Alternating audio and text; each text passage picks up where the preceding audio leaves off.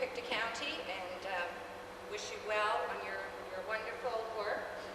On behalf of the Step-by-Step Organ Transplant Association and on behalf of the municipal units of Pictou County, we wish you continued success in your travels. Thank you.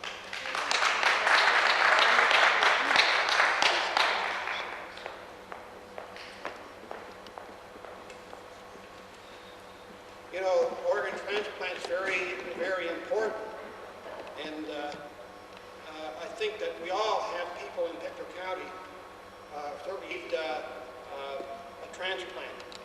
And I have two people here today that are directly, one person is Jimmy Jardine over here.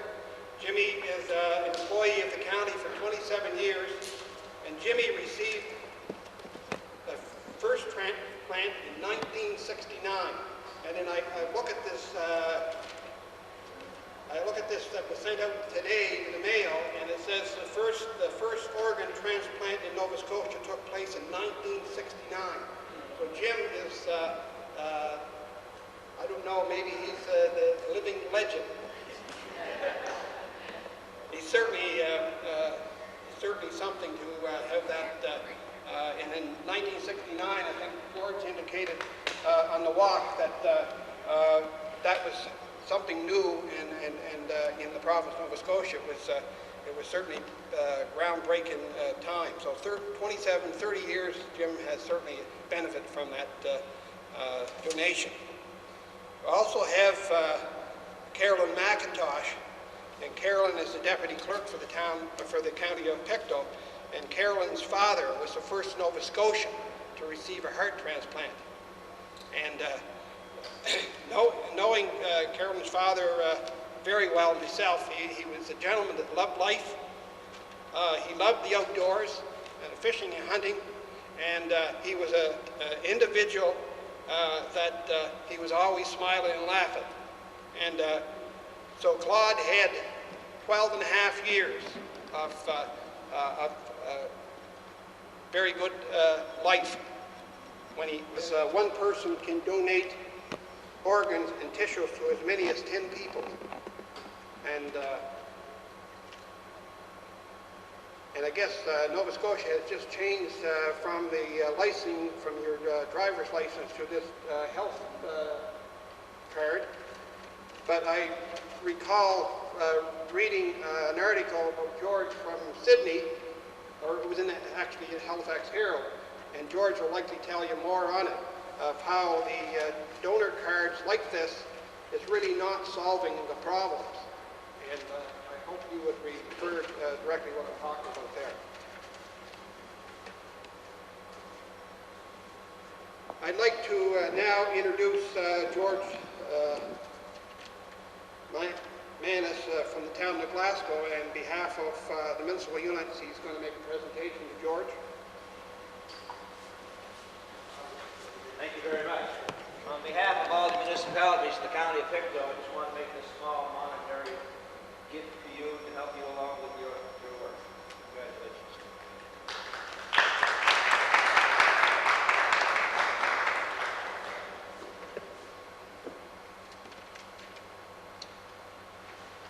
Ladies and gentlemen, George Marcella. Thank you very much, Warden, for the exceptional and inspirational for me and my road crew of putting this marvelous event together and all the details of putting this event together and your enthusiasm towards all this, Warden. It gets pretty discouraging on the road at times. What keeps me going is remembering people like yourselves that are believing and helping me move along, and it's the winds that are pushing me along. So thank you, Warden, for everything that you've done today.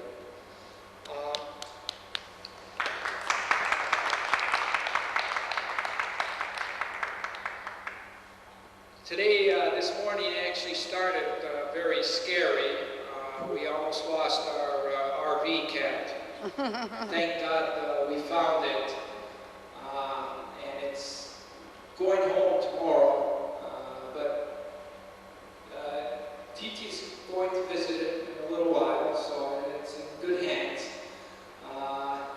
And also Barbara J, Tia Tony's mom, that's doing the camera work over here, is leaving tomorrow. She delivered the motorhome to us, which is outside, and she did that about a week and a half ago. She drove all the way from Kelowna, BC, to Nova Scotia with it, and has a few stories to tell about it herself while she did that. Today is day 505, and I want to thank everybody for coming here. This is a very, very important issue that's being addressed. We are doing two things on this campaign. We're trying to inspire every Canadian from coast to coast about the importance of organ donations, the importance of becoming an organ donor, and the benefits that it has for the donor family after the precious gifts of lives are donated. And we want to raise the level of consciousness throughout our country about organ and tissue donations so that it becomes mainstream and it becomes acceptable. There is presently 4,000 people on the waiting list now, organ and tissue donations, so that it becomes mainstream and it becomes acceptable. There is presently 4,000 people on the waiting list. Now, more than 1,000 of those people will certainly pass away because in our country, we still have a big shortage. As a matter of fact, we're still ranking as one of the lowest in the civilized world. And that is very unacceptable to all Canadians that I've been talking to. Now, we can change this. We can change this by inspiring every Canadian about the importance of organ and tissue donations. And so far, I am here to proclaim that I've talked to hundreds of thousands of Canadians so far, and every Canadian I've talked to is willing and has a desire to donate their organs. Our efforts need to continue for awareness and education, and that is very important, and that's the one thing that we're aiming to do. The other thing is we're also aiming to encourage all three levels of government to make this issue more of a priority on their respective agendas.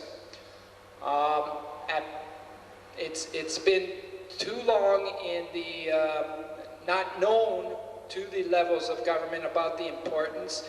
It should be up there in the top 5 of priorities on the government's agendas, and it is slowly getting there, but we need it to get there quickly.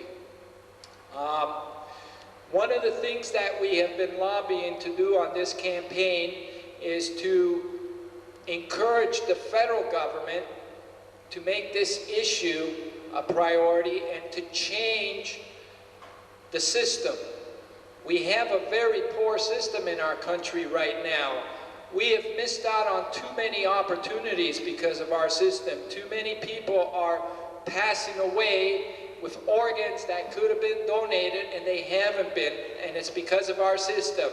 Too many times I've had families approach me saying that they are living with a lot of anger and regret because they were approached to make that decision at the worst time possible during a time of grief and shock after losing their loved one. They couldn't say yes at that moment, and they would have said yes any other time. So they're saying, for heaven's sakes, let's change this. Let's not approach the families during the worst time possible, because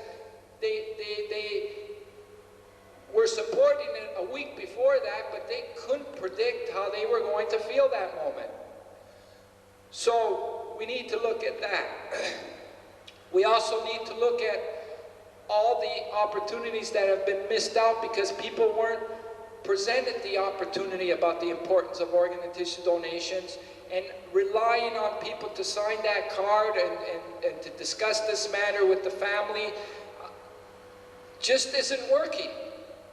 And once again, there's a lot of people that are passing away that would have donated their organs and might be turning in their graves right now knowing that their organs didn't get donated, and there's been too many missed opportunities with that.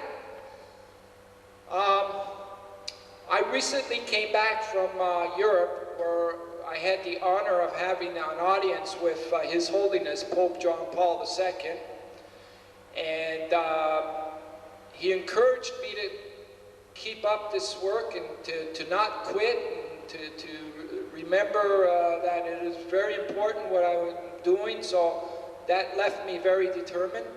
Also, I talked to a lot of organizations while I was there, including the one from Spain that leads the world in organ and tissue donations. And they have a system called presumed consent, where about 13, 14 years ago they developed this system because they knew that organ and tissue donations was a medical cure, and that they needed to make sure that there was always an abundance of organs available to their country people. And so what they created was presumed consent, and they educated their country about this presumed consent and then installed the system. And that system means that every person becomes an organ donor in their country unless they choose to take themselves off that list. And you know what? That would work in our country. And we got to look at the benefits. There's 4,000 people on the waiting list right now, and they're urging us to do this. There's people that might in the future have the misfortune to be on that waiting list, and they would sure like to know that we have the best system possibly going for us. And after all the Canadians that I've talked to, overwhelmingly every Canadian has been supporting that this should take place. So I want to hear a good argument why we shouldn't have this in place. So we're trying to encourage the federal government, we're trying to reach Mr. Rock and his policymakers to seriously look at this and start taking the steps and putting this in place.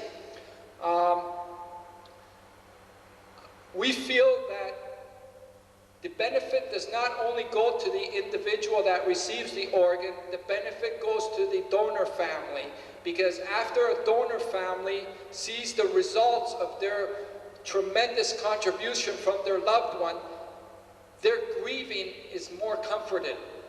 And they have a sense that their loved ones are getting carried on in others. And why should we deprive them of that also? So we've been going from community to community trying to get this important message into communities, and we feel that we're at a point that the federal government has to start looking at this, and they have to start letting us know why they can't put that in place. I am glad that I had the opportunity to bring this up also, Warden, because this is very important. It's something that every Canadian should start thinking about. And it should be concerning every Canadian, because we all have rights, we all have freedoms, and the worst thing that can happen right now is that if one day we thought that our organs were going to get donated and they didn't, that would be the biggest sin possible, because not only 8 lives were not saved, but how precious is that to yourself of knowing that that didn't get carried out. We have more rights over where our houses and cars go right now than where our organs go. So thank you for the opportunity for letting me bring this out. We're going to continue marching through Nova Scotia. We're halfway through. We're hoping to meet the Premier and the Health Minister in Halifax on November 16th, along with the Mayor of Halifax. We're going to bring this to their attention.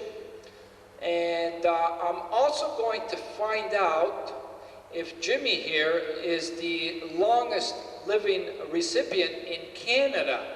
Now, I believe that he is, because I've met thousands of recipients along the way, and so far, he's the longest living recipient I've met, and I don't know anyone else that has longer.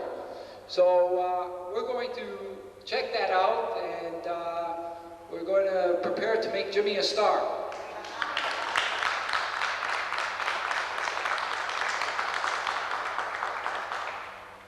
And I'm also very grateful to be in the company of Carolyn, who is noted as having the first heart transplant, and so sorry for the loss, but I'm sure that you felt those 12 years were very precious, and you know what this is all about too. With that, I want to thank the Terra Inn, is it? Which hotel? Where's TT? She's on the phone. Oh, okay. I think it's the Terra Inn. They're helping us with accommodations for the next 3 nights. We're doing this on a zero budget, so we have to ask for everything. We're also using the Highland Square to distribute literature and donor cards and have people come and meet us there for the next few days. Anything else, Barbara J., that I'm missing for thank yous? And the Pizza Delight is giving us lunch today. Sam's restaurant is giving us lunch tomorrow. A few other places that, and the Willow Welcome In from...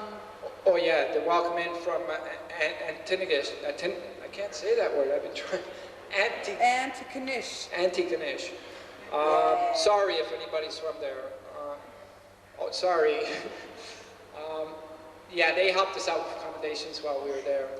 And am I missing anything else? Because I hate missing out on people that we should be acknowledging. It's all good? Yep. Okay, well, once again, just thank you, and I want to thank my road crew also for putting in a lot of sacrifice here. Thank you.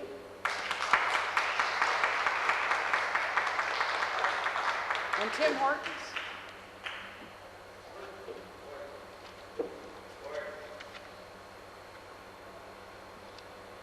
Yes, sure.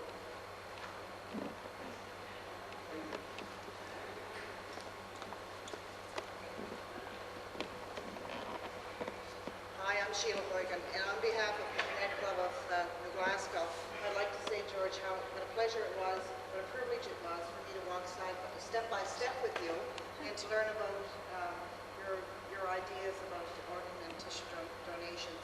I applaud you for your efforts, and I promise you that I will carry your message to those that I can. Right on. And on behalf of Connect Club, I'd like to give this donation. Right on. I'm Terry MacDonald, and I'm with the Kinsman Club of New Glasgow, and again, very proud to walk step by step with you, George. And the Kinsmen and Kinettes are kin family in Atlantic Canada especially. We support organ donor cards fully, and we're promoting that this year 100% through all our clubs. Keep up the good work, George.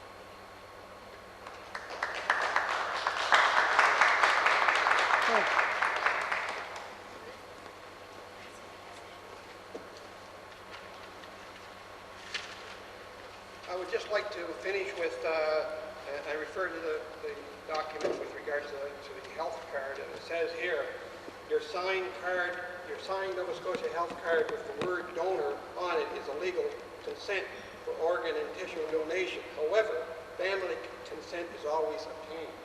So, just what George said, it really is not sufficient to have that card. We really should be going through with legislation as it's actually in the other country. Spain.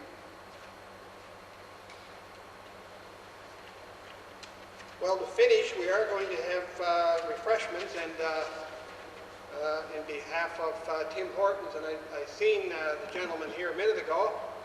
He's likely hiding, is he? Come up here a second, please.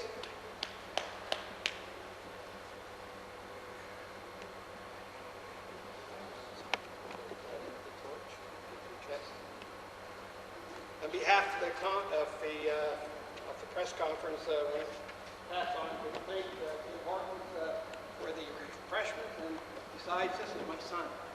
All right.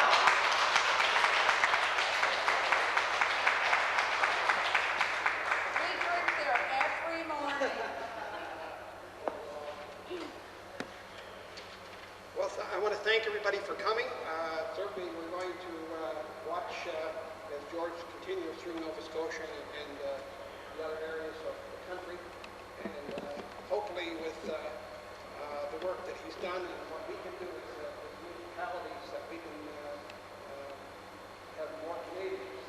That's the ultimate goal, to have more Canadians be able to have that extra time in life with organ transplant. So on behalf of all